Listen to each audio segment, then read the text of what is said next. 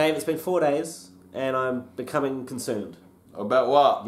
You're not a Ninja Turtle. I am a Ninja Turtle. No, you're wearing. Can't you tell? You're wearing a beanie. There's an eye, I think, here. Yeah, no. Yeah. Dave, in green. Seriously, look, your work called again. They're not having it. You need to just take it off. Oh, you don't even know what I do for a living. Yeah, you fix light fixtures. I don't know. I'm a Ninja Turtle. Can't you tell? Not a Ninja Turtle. I am. You're not. Fine. I'm a Ninja Turtle. You're just jealous.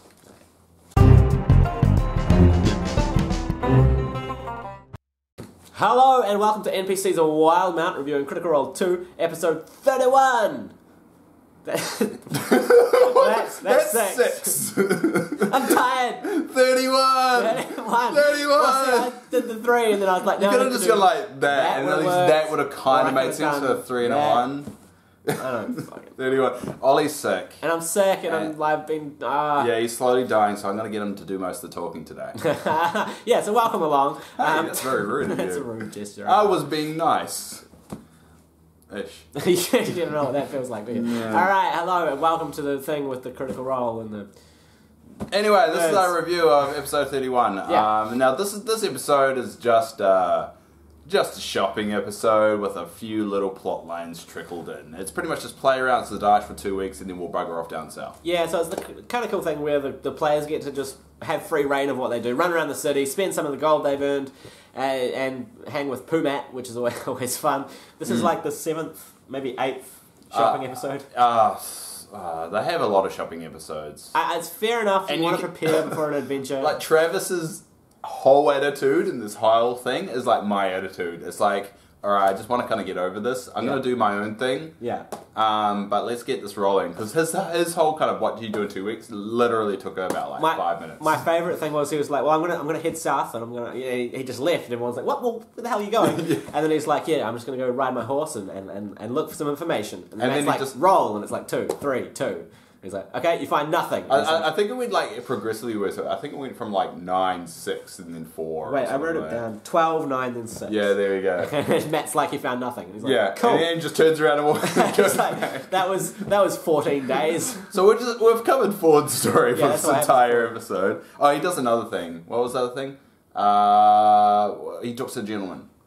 Yeah, he gets a horse, talks to... He's trying to find Sabian. So, basically, Ford's backstory, he was a crewmate on a ship, and ship went kaboom, he fell in the water and woke up on a beach. But he does believe it was Sabian, the one that had caused the explosion, because he saw him down below decks, and he saw him with a lantern. He saw him with some like lighting a fuse, and then ran, and then boom. So that seems a little suspicious. It's too. I think it's too straightforward though. I reckon. Really? Yeah, I reckon. So you mean there's more to the story of someone lighting a fuse to a package than there's an explosion? You're like, I don't think he. Far too obvious. It's clearly a cat possessed by the devil. It's like you see someone beating someone up. It's like, nah, too obvious. Too obvious. I don't think he's actually beating him up. No, that guy's probably a drug lord. They're probably acting. There's probably cameras all over here. So I'll just keep going, keep walking. Where are you going? Yeah. My spleen is on the pavement. Yeah. And we go back to kind of that story, the reason why they go south at the end of the episode. But let's just move over forward. Cool. So, interesting theory that crazy Reddit theory. Is this the actual crazy Reddit theory? This is not the one. This is just a one. Okay. Nott's character is a small piece of every character from Vox Machina. How so? So, we've got the roguish nature of Vax. Okay. Shiny things and trinkets from Vex. Okay. You've got the tinkering in this episode with the gun. Okay. Kind of pulling things apart. So going to Percy, which we kind of heard the soul of Percy come out. Yeah. Describing the gun. Oh my god, that was the best moment. The chat went mental for that, but we'll get to that. Let's cut to a clip. Well, through the words of the man responsible for inventing these things, not but 20 plus years beforehand, if you would like to explain. Oh my goodness. There is a flash pan where there is a preload powder, basically a powder Bring it back. Yeah, okay, it's back. Oh, stop doing that! I mean, it was all back just before. I was trying to act like... Forget it. And then we've got Knott, who drinks like Grog. Well, what's the pike then? The pike was rescuing the small child, like Pike rescued Grog. And the Keyleth? There was no Keyleth. That's where the thing fell apart. It was like at the end there was like in brackets, but no Keyleth. No. Like, all right.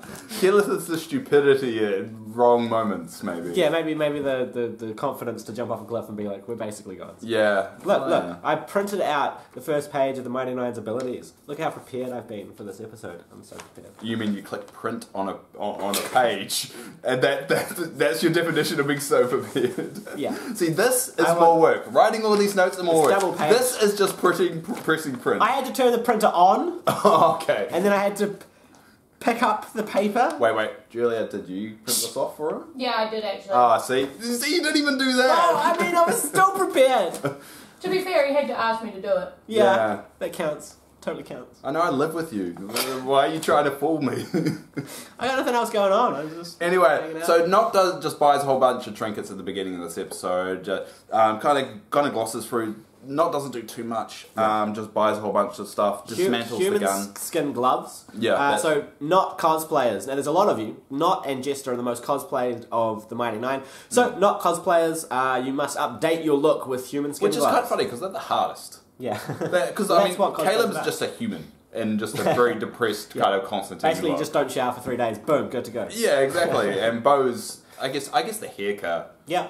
Bo, that'll be hardest. And Ford would be pretty. I mean, he's There's just been a lot of Ford. So basically, a lot of the guys that have been cosplaying have been doing Ford. Yeah. Over Caleb, and I think that is because it's more of a challenge with the green skin and everything.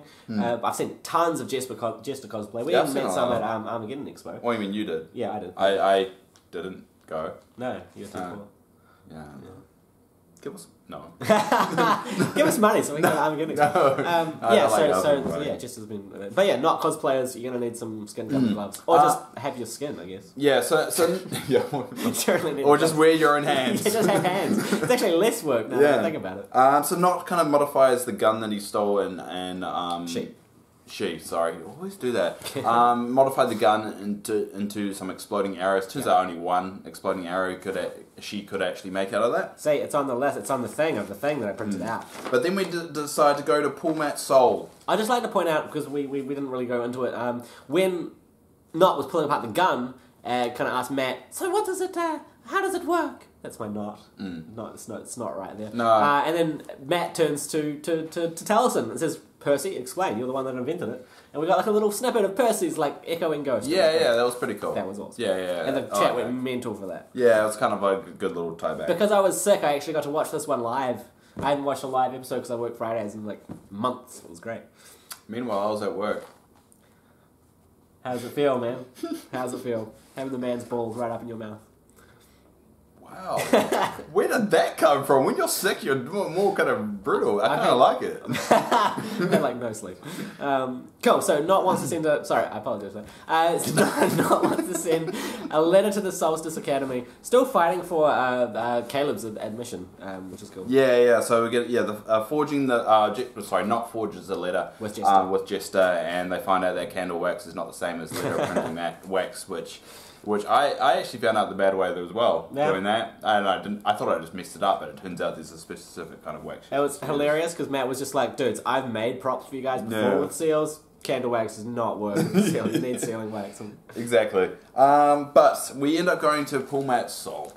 And just spending a lot of time just doing a Pullmat soul kind of shopping spree. You can't shop without Pullmat. It's like Gilmore, you know? It's where you go. It's where it's all happening. So Mr. Clay meets Pullmat, so that's very interesting to seeing two kind of Furlobs? Always screw that up. Is that Furlob? Furblogs. Big blogs. Furl bogs. No, it's F-I-R though. Fur and then L. Furl bogs. There's no L in it. There's no L? Furbogs then. I thought there was an L in it. Where was... Oh no, maybe there's an L after the B though. Furblogs? Let's just put it there. We need to find a better name because we can't pronounce it. That's true. Are there any other names for furbogs? Giant hugging thing. No, I'm bad at names. Maybe we'll... You're the improv master. You come up with something. You know, you keep calling me that. I've never once called myself an improv master, but you keep saying it as if I have. Well, you always go to do improv stuff. I perform all the time, Yeah, exactly. So between us two, you're the master here. Isn't that how it works? I don't know. I'm tired and sick and my throat feels like nettles. Nettles? Yeah. What's... Oh, you're like stinging now. Yeah. Oh, okay. So Jester and Not forge a letter to I'm making this Academy. as painful as possible I know. for you. I'm sorry. That's great. Yes, and we go shopping. So now, this is actually why I printed this thing off, so I can tell you all the stuff that they bought. Okay. So, Caduceus and Jester bought 600 gold pieces of diamonds for the spell Revivify, which they don't have yet. Well, yeah, so they go to a separate shop for that, so it's not with Pullmat Soul. Nope. What I'm learning more and more, that every shopkeeper in this world has a gimmick to it. Yeah. Can you imagine this happened in the real world, that every shop you went into just had this weird little gimmick of a person behind the counter? Yeah. Some shops do. Some of them do. Especially But in New most Zealand. of them are just normal people, just like, yeah, here you go. But in this world, every shop is a gimmicky person. Back in Christchurch where I grew up, there was this shop called, I think it was called like Inspirations, and it was like healing crystals and incense and stuff like that. But the guy that owned it was like this weird old wizened wizard dude. And I had a friend that went in there once and said, show me some witchcraft. And apparently the guy pushed her across the room with his mind. Did he actually? I don't think that's physically possible. Other things that happen. Caduceus is revealed to be proficient with herbalism kits. Now we know that he's been making tea out of dead people, which is slightly concerning, but sure, that's cool. So yes, proficient with herbalism kits, which is awesome. Caleb spent a lot of money on on spells and stuff. Parchment, 600 gold pieces on parchment and inks, which I feel like you probably get that for a bit cheaper. Yeah, he got like a crate. Yeah, he got a lot. He got a crate for it. He's basically copying all his spells into he's making a spell book, which is cool. It's awesome. It's real cool flavoring. I just think you could probably get a better deal. Yeah, probably. Also, Jester enchants an axe. Oh yeah.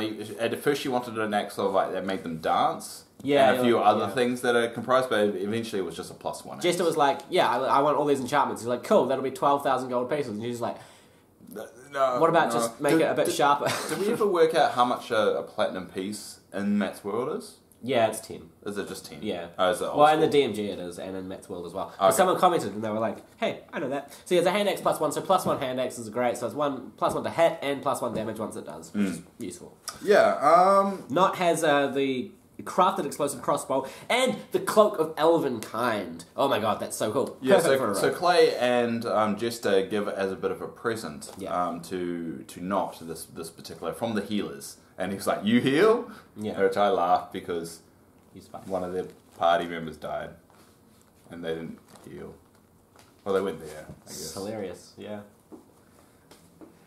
Anyway, so yeah, Not gets the cloak of elven kind. Really, really cool. Once you have the hood up, anyone that has perception checks on sight to find you has disadvantage, and you've got advantage on stealth rolls, which for Not and a rogue is just like massive kick up, which is great. So I mean, this whole episode kind of did drag along. Not too much kind of happened. It was just fun just watching it happen, kind of thing. We didn't get too much lore backdrop or anything like that. We didn't get too much hints. Probably the most you got was from Ford. Yeah.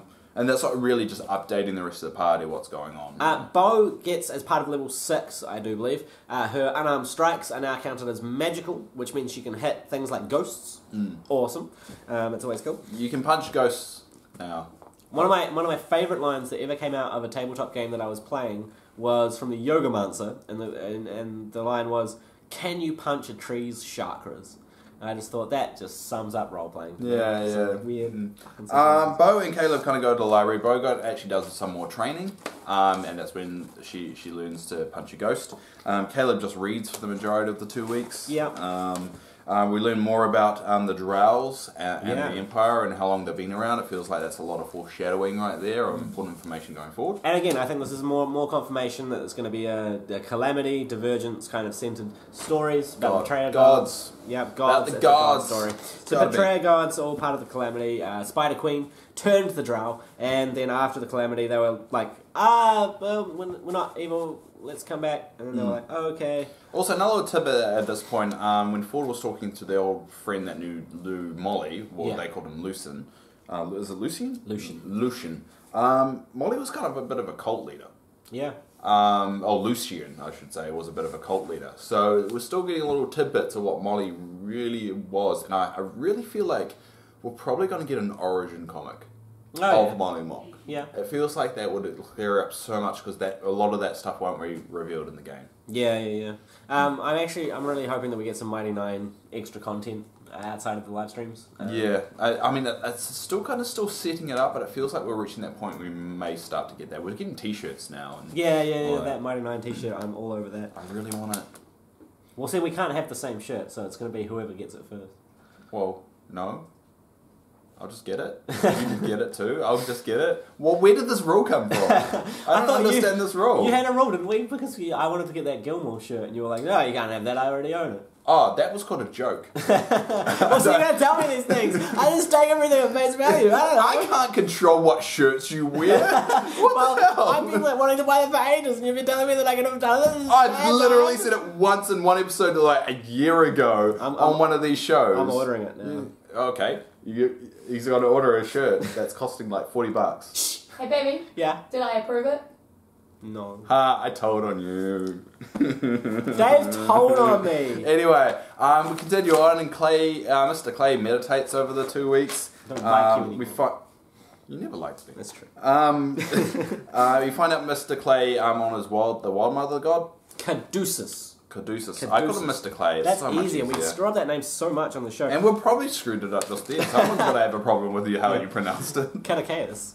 Catacaeus, yeah. Caduceus. Mr. Clay. Mr. Clay. Yeah. So essentially, like, Caleb again is going for this kind of transmute thing. He's reading about changing time and all this kind of thing. I feel like Matt. I don't know if Matt was on the back foot and didn't actually have the information at the time, because he said, "I'll fill you in later," kind of thing. But when he was pressed for arcane time, like things that arcane can do to time, even though Caleb rolled like a 22 on his knowledge, Matt was kind of like, well, yeah, there's like spells that can alter it a little bit, but they're high level. And I just felt like maybe he hadn't actually figured out that part. Nah, probably not. Because then he did say, but I'll get the rest to you later. Yeah. As in, I need a day to figure out something. I'm not sure. Like, I have to fit it in somehow. But yeah. Now I'm going to go to the MVP for this episode. We didn't do one last week. We just forgot. I think it's forgotten. I also think one didn't stand out enough for us to do it. Yeah. I feel like, because I mean, we normally say that person stood out so much that it should be MVP. They took lead or were clever or just had that moment that stuck out more. This time I think it was Jester. Okay. Because of her shenanigans with the Platinum Dragon. Yes, no, 100% agree. Yes. This was like the best scene. I was laughing my ass off. I was so glad that I got to see this live, because I got to be with the chat, and the chat was like going wild at this. It's just such a, as Matt says, a new era in storytelling that we can all kind of enjoy this. So yeah, Jester wants to paint the Platinum Dragon inside one of the temples, so goes with Not, obviously taking the sneakiest, and hell breaks loose. Sneakiest. Yeah, so basically she sabotaged the Platinum Dragon by painting it rainbow colored with a moustache. Yeah. Also pretends to be the kind of priestess, or not priestess, the old man who's kind of running the joint. Yeah. The sky self. Yeah, and then everything goes wrong, and then she starts. Basically, it's a big chase scene as well. Eventually, she gets away from all the guards, but long and short, there's a lot of blinking, there's a lot of kind of mirror images. She uses pretty much all her spells and all capabilities. Every spell slot is expended just trying to do this. Now, there's a lot of stuff in the chat again that was, people were like, oh, that's not how Blink works, and rules that weren't followed to the T, and the core book kind of outlines. But hey, it's D&D. You can't still make mistakes. Maybe I don't know if that was intentional. No. I mean, how many spells are there in just 5 players? Yeah, there's 5 spells. That's all. Mage Hand, Minor Illusion, Thaumaturgy, Prestidigitation, and I don't know, the unhealing one. Yeah, and the Healing Word. That's it. Yeah, that's all. There's like 400 spells, and then you got like Xanatars and Bolos. I mean, it's but I'm sure Matt will learn from that, and don't be too harsh on him, because it's so kind of mean. Yeah, we're part of a community here. We gotta support each other and be like, actually, this is how it works. Not like, I condemn you to the depths of the fiery hells. That's how we feel with every criticism we get. It's like that kind of voice is how it sounds. Yeah, exactly. You're wrong. Yeah, it's Caduceus, not Catacaeus. Yeah. Anyway, so after that big shenanigan, she also has a one-on-one with the Traveller. Which is a very, very sweet moment, and it actually showed her captivity did have an impact on her. Before we kind of said she managed to get over it quite easily. I think this is the first time she's actually openly talked about it. Would you agree that Jester's interaction with her patron is the most compelling out of the current, I don't the current think thing. he's a real god. Well, this leads to our crazy Reddit theory of the week. Oh, yay, we've got that. This is actually not too crazy. It's actually fairly bad. It's been mirrored a lot. Ollie, as I've said, you've been on Reddit too long, it's starting to make sense, alright? Every Reddit theory is a crazy Reddit theory. If you stop thinking it's crazy, then you're crazy. There's another one that Not is going to just throw herself in front of a bus so she can reincarnate and A bus? get a different Where body. did the bus I come don't from? know. But this one is the theory about the Traveller. So this is from Spider Sausage. Now, I don't know. It's a good start. That's where we start. It's a spider and a sausage. Now, I don't know if that is a sausage made from spiders. That's a lot of spiders if you consider the size of a sausage, like the amount of meat on a spider. That's going to be tricky. Or it could be Well, a can tiny... you still eat it? Probably. But I think it could also be a tiny little sausage on a tiny plate, and the spider's eating the tiny sausage. Ah, okay. I don't know. Or maybe a superhero who's a spider that dresses up as a sausage. Yeah. Spider sausage. Like the worst superhero. Yes, he's not good. What would the power be? I can crawl up walls and be greasy. I have the power of being a sausage. Yeah. Just runs into the fray, just flops on the ground and goes, sausage! And everyone just kind of gets weirded out. They're like, And then they just walk away. yeah, I'm not going to rob this bank, yeah, actually. That's just gonna- weird. Anyway, Reddit theory. So, theory about the Traveller from Spider Sausage. I don't think he's evil per se, but he's definitely hiding the whole truth from Jester, lying by omission and giving her half-truths. I have no idea what the real truth is, but I sense deception in him, and this is why. Particularly the line, "We want new friends, don't we?" Cool.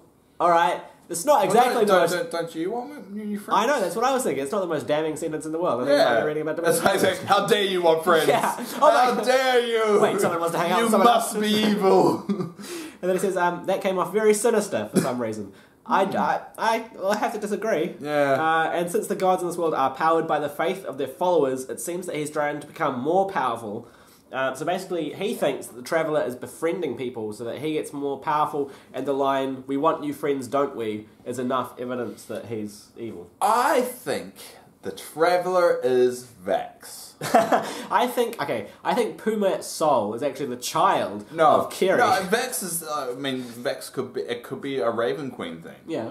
That the Traveller is actually Vax, and then Vax is really trying to get all the... Because in a year's time, all the followers are going to meet from what the Traveller said, is they want to get them all in one spot. They call it Traveller Con. Yeah, Traveller Con. Or, I reckon that would be awesome if the Critical Role has its own convention. It's called Traveller Con. It would be amazing. Totally should do that. Someone get on to Matt. Yeah. Does anyone watch this that knows Matt? Can you send him that idea and then also make him tweet me? Cool. Or make him even just watch the show for 5 seconds. Yeah, and see whether he actually hates it or loves it. Yeah. I mean, if he hates it, I would collapse. Actually, don't get him watching this. He may hate this. If he hates, would hurt. I don't know what I would do. He's our Lord and Savior. We'll probably keep doing this out of spite. We'll just change the name to NPCs and fuck you, man. NPCs will fuck you, man. That was good. That'll work. But yeah, so I think, I don't know why. I don't trust the Traveller. I think it's like a 0.1% chance that it's Vax. But I've got, every time he talks, I think it's Vax saying it. Right. When Matt's playing along. Okay. So, well, see, Traveller, know. I think with the whole TravellerCon thing, where everyone's going to meet up, it feels a bit like a don't drink the Kool-Aid kind of thing, where it's getting a bit cultish. What has the Traveller really done which is wrong?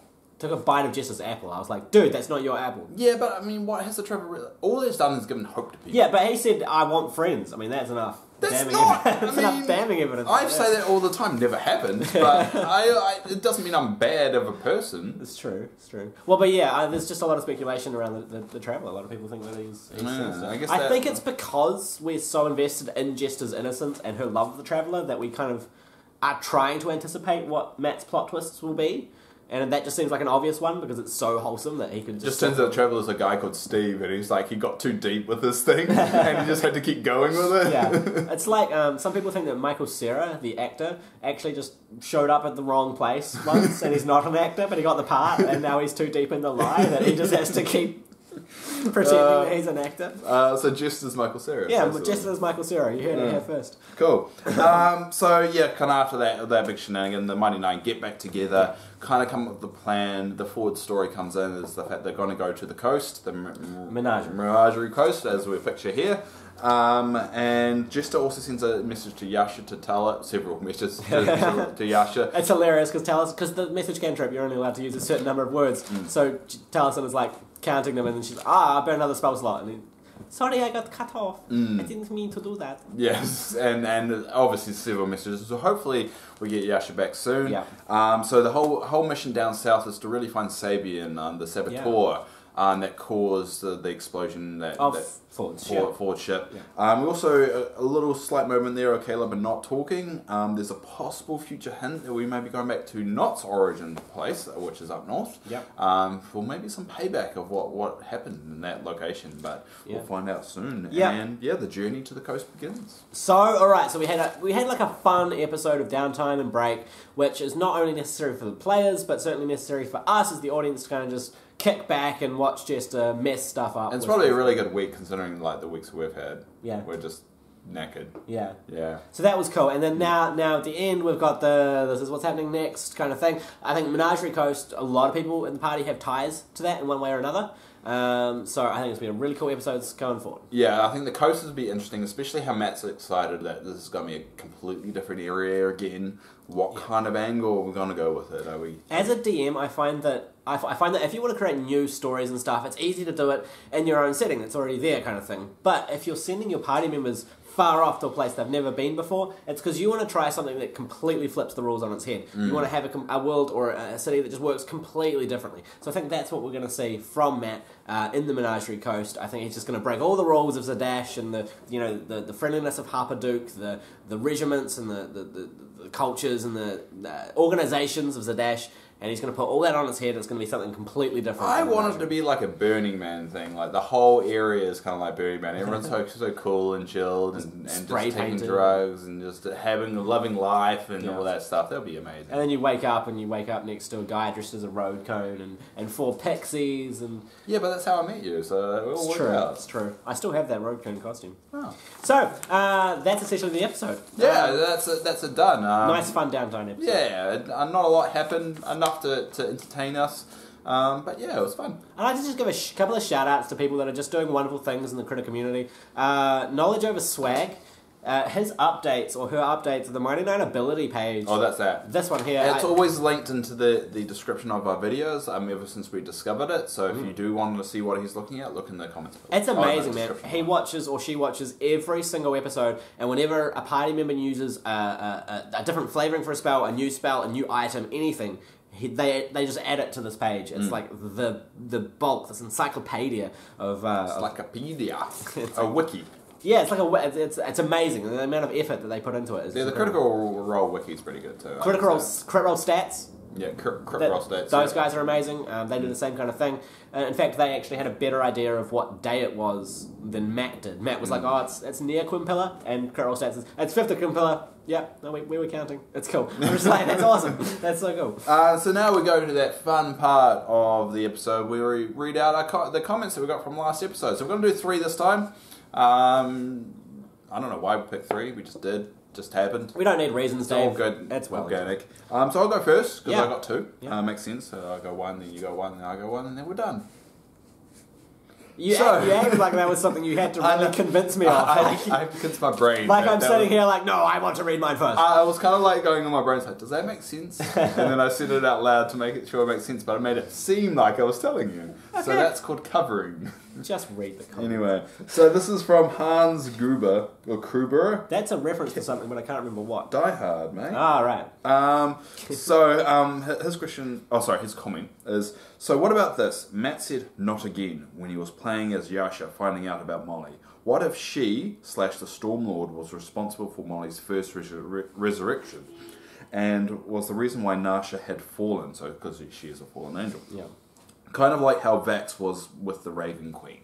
I thought that was a rather interesting observation. Bit of a parallel. So it would make sense, but based on what we found out in this episode, how Lucian was kind of a cult leader, Yasha was nowhere to be seen when Lucian technically died. Yeah.